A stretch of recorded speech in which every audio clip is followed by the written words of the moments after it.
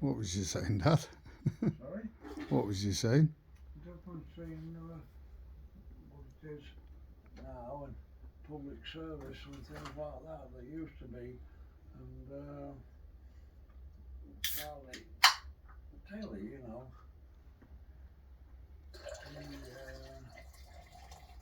he used to come and stay with us from time to time, because one of his first jobs from electricity board was up in Dewsbury.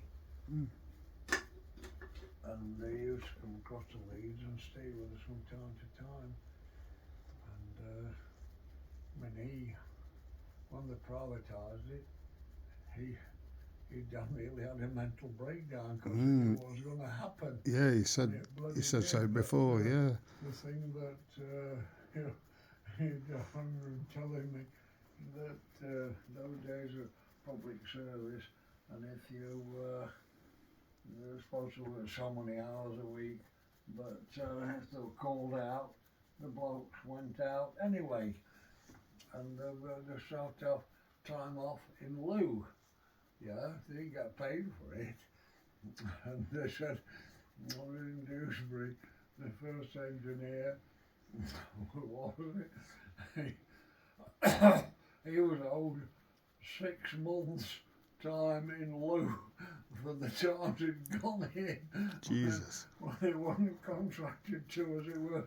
And next one down was 4 months.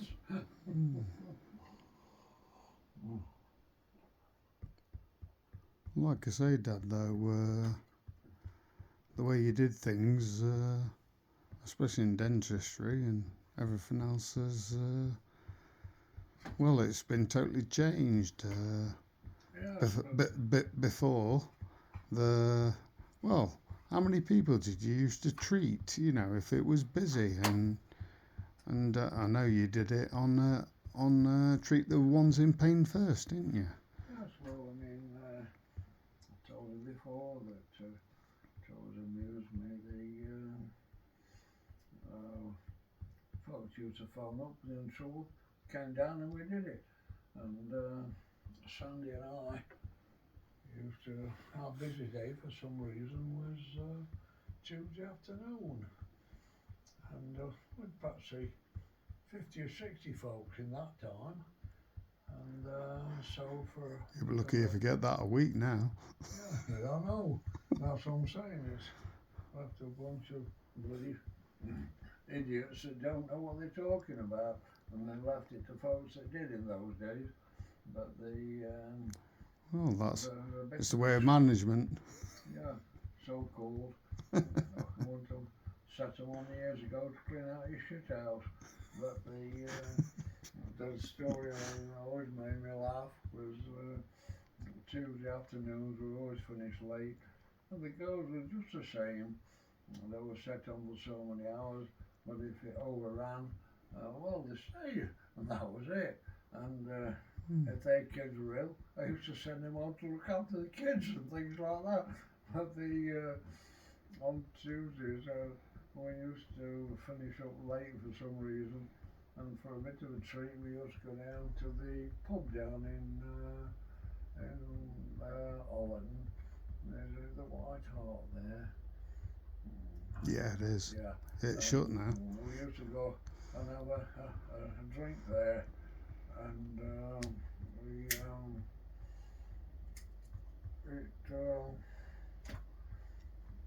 he went there one particular day, and Sandy said, well, I had a request from my wife's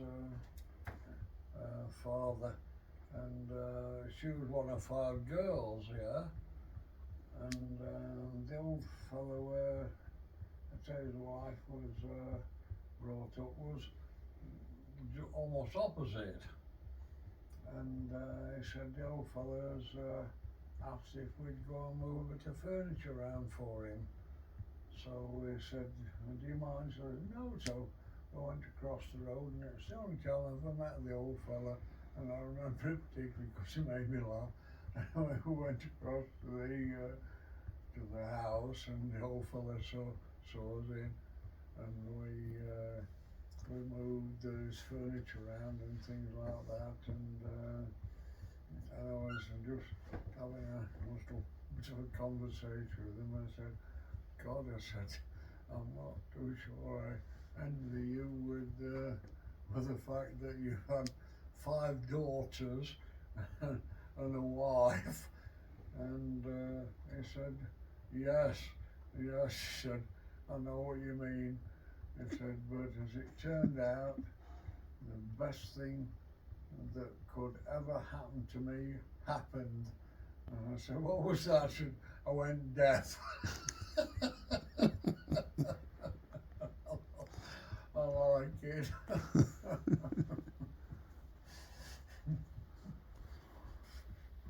The only time I've ever met him, but I did like the quote. I'm going to say, back in your time working, like I say, you've told me many a story about how loyal the girls were. You know, the girls that you had working for you were, like Marilyn, were very loyal. You know, some of the things they did, they'd be unheard of now. Yes, well, they were loyal, but then again, you regarded your staff in those days as an extended part of the family, and they got a bit used to me. And so far as I mean, I've always been child orientated, as you know, and in the early days, the girls were at work and they were worried because the children were ill and on their own, and I didn't like that.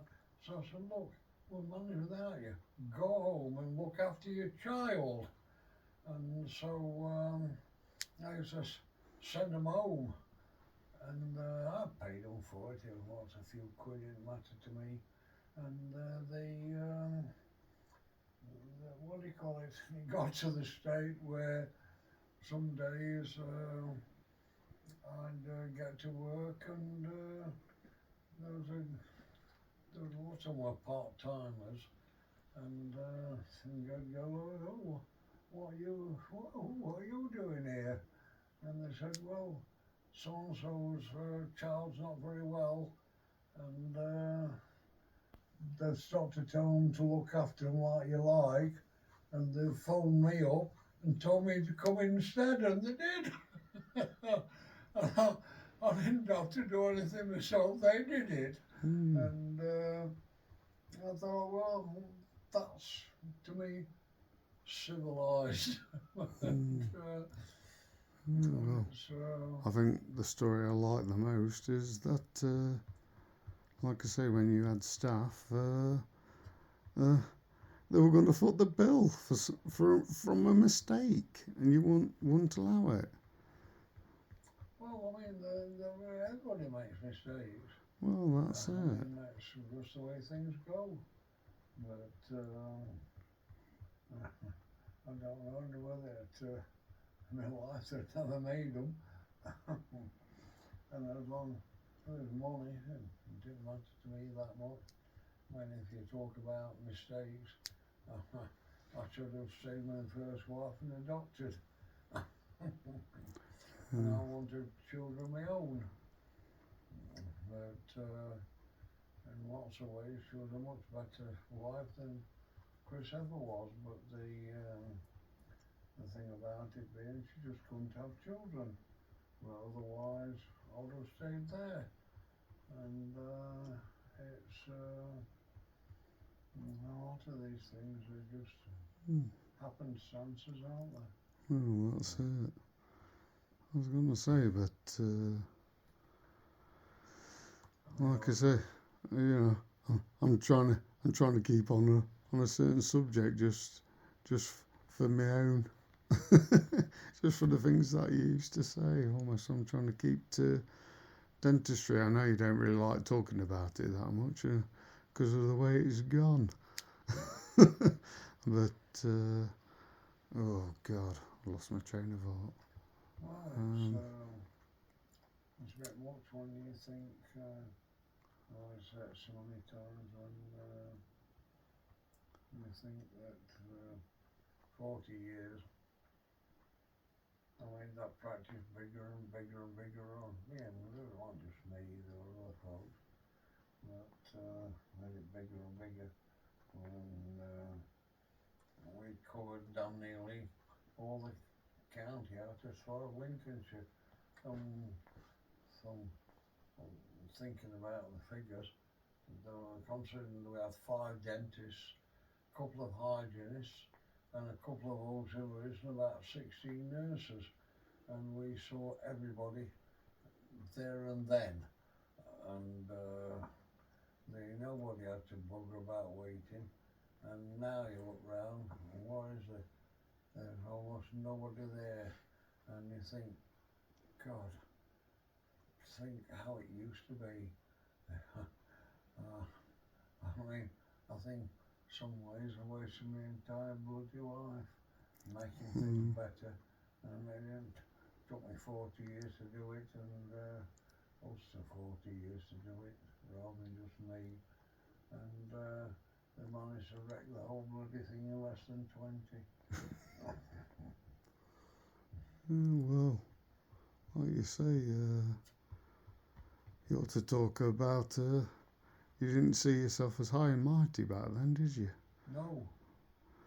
Well. That's one of the comments I told you earlier, that the fellow scientists was mentioned all the artsy-fartsy folks, because they don't understand it anyway. But I think it was Einstein said that more and more that I learned, I said the more and more I realised that there was such an awful lot I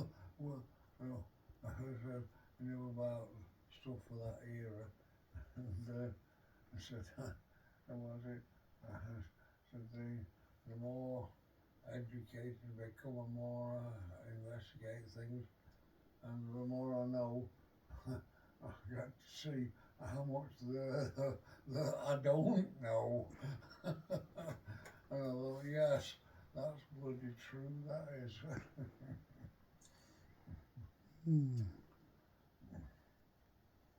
Like I say, but getting back to your public service and the job that you did, like you say, you saw it as your duty, didn't you? Yes. But I mean, it was something relative revolution, innovation. I mean, if you remember, well, you probably won't. After the wartime, but then again, we're getting onto the grammar schools now, and that no one's got that opportunity anymore. No, well, that was one of the biggest mistakes I could have made, I still think.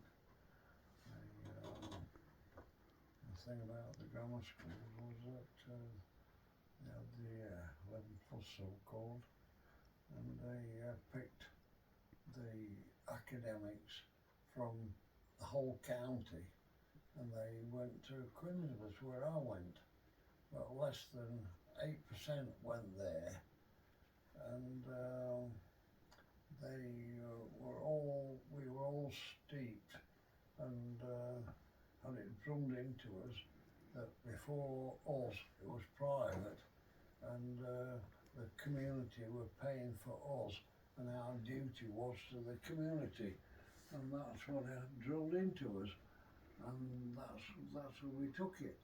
But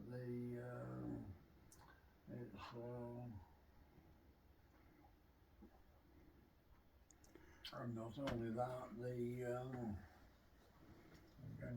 it's all play with words, but knowing of the folks that were about 8% went to grammar school, who were supposed to be all the best academics from all over the county, because in my year we folks from Kirkby and Sutton and everywhere, and because only perhaps 1 or 2 of the year at junior school that were sent there, and but of that 8%, only about 2% went to university, and if you didn't get into university, they applied for teachers training, and they did the teaching instead. But they were still top 10% of the schools I leave now.